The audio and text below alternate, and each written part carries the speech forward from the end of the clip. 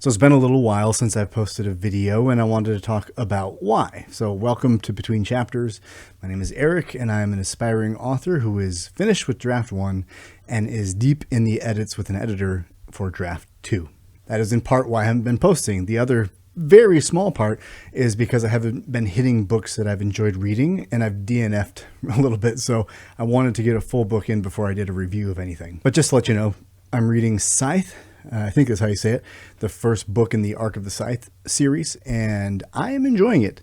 And that is going to be relevant to the topic of this conversation as it relates to my editing part of the topic. So editing has been great. It's challenging. It's not fun all the time because it's painful when you see what you're doing wrong, or maybe the amount of work you're going to have to do to fix certain things. Some are really easy fixes, some are not. Sometimes you delete a line, sometimes you have to rewrite a paragraph, sometimes you have to add a paragraph, and that can be challenging when you've already kind of told the story, but now you're realizing you haven't told it completely enough. In past writing experiences, I've been a one-chapter jump. I come out the gate really strong, I write a great first chapter, and then the tone falls off, like I can't maintain the level of writing that I devoted to chapter 1.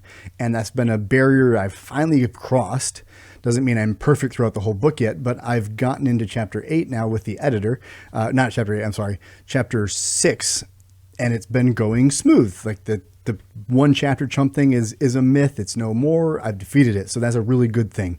But the deeper into the book you get, the more the edit becomes developmental and not just line edits. It's no longer just punctuation or maybe a POV shift that's awkward here or a description that doesn't really land or this moment doesn't pay off, so make it pay off. Now we're getting into the narrative where it stretches across hundreds of pages, right? And that is going to change what the problems are. Some of them will stay the same, some will change. So is my main character compelling? In this novel, I took a risk because I wanted Bram to not be compelling. I wanted you to feel the pain that he was feeling all the way up through chapter 6. So I know that it's going to drive some people nuts. There's certain elements that I don't want to reveal. I want to build an importance and significance and then slowly drip it out, which is something that is done in fantasy. I haven't really read too many fantasy books where I'm just engaged the whole time, just like it's this thrill ride. A lot of them have been slow drips, and that's okay, but it's also not okay. So I don't know how I feel about it, but I did this intentionally as a way to put you in the world of suffering. Not that the first chapters are making you suffer, but I want you to really be there with him and really feel the inside of Bram and his character, and not even, I wonder what he's like as a person. I wonder if he likes joking or if he is a really decisive man. I wanted you to watch him die. I wanted you to watch him will himself to life only to die. That's what the energy I wanted to encapsulate is, and that is not going to be engaging in the traditional sense. But the payoff here was to get you to this point where you want him to live and then give it to you slowly over the rest of the book. It's a gamble. I get it, but I'm committed to it and I believe it works. So in editing, you're going to have things that you agree with and that you disagree with. And that's the nature of it, because this person has an idea and this person, me, has an idea and the reader has their own idea. You're going to like certain lines that this person doesn't like, and they're going to like this line that you didn't like. And I remember Brandon Sanderson said, let every chapter be someone's favorite. So you're not trying to make every chapter this banger that everyone has to love. You're just trying to do the best job with the story of that chapter. And that's a challenge, but I'm trying to take it that way. But two things have come up in the edit that have really made me struggle. And I want to talk about those because that is sort of directly and indirectly making it harder for me to make videos, because it's causing me to really reflect a lot on my own story. And as a writer who's not published, it's kind of a big deal to figure these things out. And YouTube, sharing book reviews, even my coaching practice has taken a halt because I can't split my energies between these things when one of them calls so much of my attention. And I think that's natural. Everyone has a different threshold of that. But I realize that the more I spread myself thin, when something is calling my attention, the worse those things get. And I'm actually damaging those things. So I have a couple videos that I never edit, I did edit, but I haven't posted onto my Daily Heroics coaching channel. And I might even have one for this channel that I haven't even edited yet. I'm not even sure. It's just things have gone awry. And that's all mental stuff. Like physically I'm fine, but I'm burnt out. And that's because I'm using so much brain power to figure these things out, and emotion comes with that. Because when you create something after months and months of working on it and giving love to it, once it's up for critique, even though it's necessary, it's going to hurt because you created with vulnerability. I created with emotion, and opening that up for judgment, whether it's an editor, a beta reader, or the public who's going to read it, hurts when you hear it not land. And that is a good thing. It sucks, but it's a good thing because it means you care about it. It means I care about it. But that's going to take a toll. And so the book feedback, I will say, is positive about my story. That's a good thing. And that gives me hope and encouragement that the story can be published. Two things came up. I said this before, but the first one is one revelation my editor mentioned to me as he was reading it, not sure where he would place it in the market. I assumed adult fantasy. That's what I wrote it for, and I wrote it in a way that I wanted it to be accessible to non-fantasy readers. I wanted to create a book that was a soft entry into fantasy. Not that it's just a soft fantasy, but that it's not going to challenge readers on a level of some of these other major titles that I've heard of or I've even struggled to read. I'm not trying to be Brandon Sanderson or Robin Hobb or any of the other authors that have done these great works. Some of them I can't even comprehend all of the brilliance that they have. That's not what I'm trying to do. I'm trying to create something to get new readers into reading, but also not just do it very basically. But the feedback I got, my editor in chapter 6, or I think it was 6, was saying by this point, this feels like the pacing of an epic fantasy, but the story of a YA novel. And I knew what he was going to say when he started talking about it. And I was like, please don't say YA, please don't say YA. And the funny thing is, if it is, so what? You know, that shouldn't bother me. He didn't know if it gets graphic or how it changes, but he said if it's YA, it's paced too slowly. If it's epic fantasy, it works. So that's big changes. Depending on how the rest of the novel goes, that's huge changes. And that freaked me out. The other thing that freaked me out is I didn't want to write a YA novel. Am I doing that? I can see it. I can see where he's coming from. Absolutely.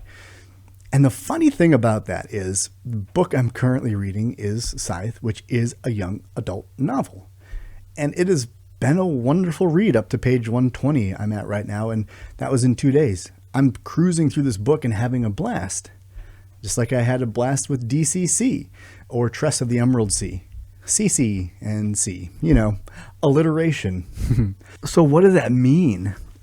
Like, these labels drive me nuts. Like, I get romantasy, fantasy, horror, lit fiction. I get those labels, but when we get into YA versus adult, there's this gray area, and it feels almost awkward to think about being close to that boundary as if that's somehow wrong.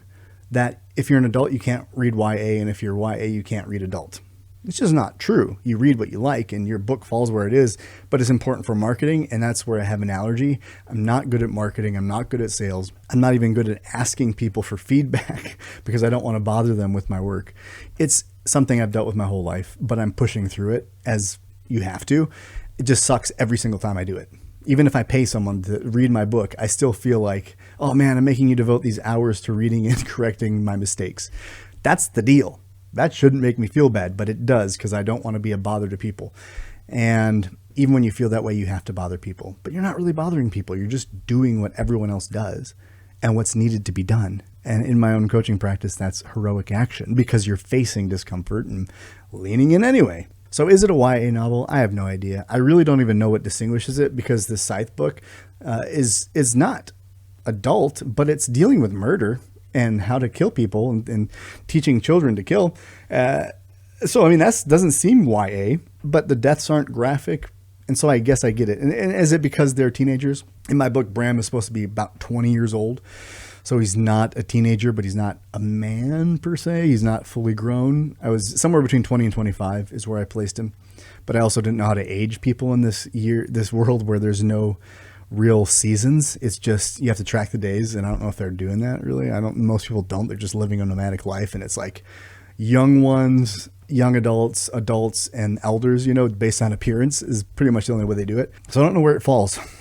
But it's kind of a coming of age story, I guess. So that would put it more like YA. I don't know. I'm really curious after the whole book is edited where my editor will place it or how he'll think it'd be best positioned in the market. So that's struggle number one. The fear of writing a YA novel when I didn't intend to. And what does that mean about me or my readership? Probably nothing, because people, even every fantasy must read list that I read on Reddit or looked on YouTube, there's YA stuff on there. So it's not unheard of for an adult to like YA.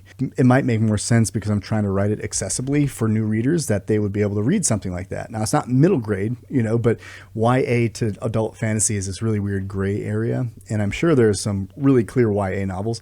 I just haven't read them, but it's gray and I think it's fine, but it just hit me. And I wanted to share that because that took some of the wind out of my sails, because in my mind, it meant that I wasn't writing up to the standard that my peers or adults are going to want. And it played into the fears of, I'm going to put this book out there and everyone's going to lambast it, but that's just my own stuff. We're pushing forward anyway. I'm just sharing this with you to let you know where I'm at and let you into this process that is writing, because it's vulnerable and scary as hell. The second thing is a little bit more personal to my own evolution. And I'm not embarrassed to share it with you. It sucks and I'm embarrassed by it, but it's not something I'm ashamed of. It's something that worries me. Growing up, I had a lot of abilities. I had a lot of talents. Everything I tried to do, I could do with ease and learn very quickly. One of the things that I had that was one of the few things by fifth grade that I was getting praised for in front of the school was my vocabulary, my comprehension of the English language. In fifth grade, I tested at a sophomore in college level for my vocabulary and writing ability. Not writing ability, I'm sorry. When you do the test, my writing ability was terrible. And if you want, maybe I'll read some for you because it's pretty great stuff. I've evolved, let's say that. And actually, I do want to do that. I have like 3 stories I could read you. One of them's a hardcover book that I made called The Kayak Voyage. And I would love to find it and read it for you as a little story time. But separate from storytelling, my vocabulary and comprehension was very good at the sophomore and college level. And so they gave me a little applause and stood me up in front of the class and was the best in the class by a long shot. And so I felt really good about that. I was validated because my friends would often not know what I was talking about because I would use language in conversation that was more advanced than a fifth grader. So people would be like, And I still had that as an adult. In the Army, I had it too, where people were like, what are you even talking about? And I used words that I just thought everyone knew. This was partly because my mom was a big reader and she would always make me look words up that I didn't know to teach me to go find the information or use context clues. And I began to learn through context clues and things like that. So I just had that ability. And so it worked its way into my language. But I then received a traumatic brain injury through an accident. And since then, I have had deficits in certain areas of my life. A lot of it, most of it has healed, but there is permanent damage to parts of me that you don't see. And most people don't see it, but everyone in my house sees it. And even if it's understood, it's still tough to live with someone who has these deficits because I can appear so normal, but then I have these other parts of myself that are so not normal that it's almost like you can get lulled into this false sense of security, and then I surprise you in not a good way. I won't get into the specifics of how it shows up, except for this one thing, because it's what's concerning me. One of the feedback tips that I received in each chapter is repetition of words and a lack of various descriptors, using warmth too much or frozen, words like that where you vary up your words. And in conversation and in my writing, I'm losing words. And that freaks me out because that is a possibility of my brain injury, is losing certain cognitive aspects. And for someone who found a lot of significance and normalcy in me being the guy that can speak eloquently, who can write eloquently and beautifully, to lose that threat of losing it scares the hell out of me. And I still think like I have a good vocabulary, a good command of the English language, but I was better and I'm watching it decline. And not that it's all going to go away or anything like that, not sound the alarms, but I'm having to adjust because I'm struggling and I'm seeing it play out in real time. And you don't always get evidence of a decline. Sometimes your knee is bothering you for 5 years until all of a sudden it gives out. But this, when you're writing a book, you don't always see it. You might catch certain things, you might go, why can't I think of this? Or I'm talking to my wife and I'm helping her with something and I don't have the word. These things come up, and that happens more and more regularly, and I'm not using the diversity of words that I used to use. That is evident, and it scares me every time. And then you have this book edited, and then it's pointed out that you're even worse off than you thought you were. And that hurts, man. It really does, and it scares me. Like I said, not that I'm going to lose all of my words. I'm not that way. It's not progressing to that. It's just when you lose your brilliance, and I say this brilliance as in not like, wow, you're great or I'm great. One of my coaching philosophies is bolster your brilliance and bolster someone's brilliance. Wherever someone shines, give them that space so they can feel connected and important, so they can feel like they matter in this environment. If you don't let someone bolster their brilliance and use their strengths, they're going to feel like they're always inadequate, and they won't feel like they belong. And so when I'm losing certain aspects of what I looked at as my belonging, true or false, that's what I feel, it's scary. And so that hits me, and I don't feel like making a video because I'm hiding something. If I'm on camera, I don't want to hide a single thing unless there's a real good intention. Like, I'm not going to tell you every detail of my life or of my trauma stories, but how I struggle, how I succeed, that is relevant information that I don't want to hide. And sometimes it feels silly because it's not like I have this huge following or I've made an impact with my videos to all these people who are just hanging on me to, make a video a week. Like, that's not the case at all, but there is connection in it. And when I hide something like that, right or wrong, it feels wrong. And I feel like I'm shrinking. So I wanted to come on and make this video and also let you know that I'm probably going to make this more focused on my writing, the process, the things that are coming up, because I don't know how many books I'm going to read. I'm slowing way down, and that's a fine thing because I've got to focus on my book. But I want to find some books that I really enjoy and share with you. And I found one right now that I think I'll share, but I don't want to put myself in a standard of content creation. And I know that's going to hurt me, and I won't reach people that I need to reach or I'd like to reach or might enjoy what I'm saying. But I'm just putting faith in that if they find me, it's because they're supposed to find me. If you find me, it's because you're supposed to find me. And whatever I'm sharing, I hope resonates with you or makes you feel something, or you're investing in this journey as well. And I hope that when the book is published that you're going to be excited for it. And I want to share more about the book and the process without giving too much away. But if you have questions about the book, ask. I would love to talk about it. My hope is that when it's published that we'll have lots of conversations about the book, because I put a lot into it that I want to talk about. But if it's a YA novel, I don't know if kids are going to want to talk about it or teens are going to want to talk about it. But it is a good thing for everyone to talk about. So whether it's YA or not, I hope you'll check it out when it's ready. And I think I'm going to leave it at that. So I've been struggling, guys. That's the plain of it. I've been struggling, and I'm trying to find my way forward as I've been moving forward, but with a healthy mind. Because I can move forward all I want. You can move forward all you want. But if your mind is all messed up, it's not going to change unless you change it, unless you think about it, unless you reflect on it, unless you understand what you're feeling and in a safe way communicate that to somebody. You're just not going to get past it. And if you do get past it, it's going to come back eventually, until we deal with it. So I'm dealing with it this way. I'm dealing with it other ways, talking to people. And I don't want to lose any more words, guys. I really don't. And I know there's worse things, but it's one thing that I used to think myself special about. It was something I was proud of myself in, and I was honored to have because I could help people. What's the word for this? Oh, that's this. Or how can I better say this? Oh, you say it this way. Oh, that's amazing.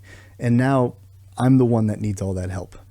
And so the shoes on the other foot, thesaurus, I've really never ever used them. I never Googled synonyms for warmth before, or whatever word I'm trying to figure out. And I'm doing that so much now. And not that it feels like I'm a fraud, because people do it. I get it. You want to vary up the verb structure or whatever word you're trying to do, the adjectives.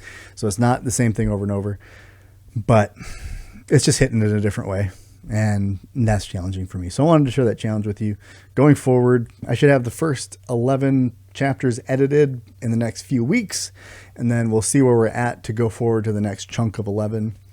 And hopefully things loosen up in the rest of the novel, and maybe I've made improvements with my writing. I don't know. That's part of the journey of this whole getting it edited thing by a professional. So thanks for listening. If you stayed this long, I really appreciate it. It's good for me to express these things, and having someone bear witness to it is part of that power for me. Even if no one does, it's still like the idea that I'm doing it, and it helps me, it soothes me, and it keeps me accountable. and keeps me communicating and talking when I could just sit in silence very easily. So thank you for stopping by. I hope to see you in the next one. And until then, journey well, my friends.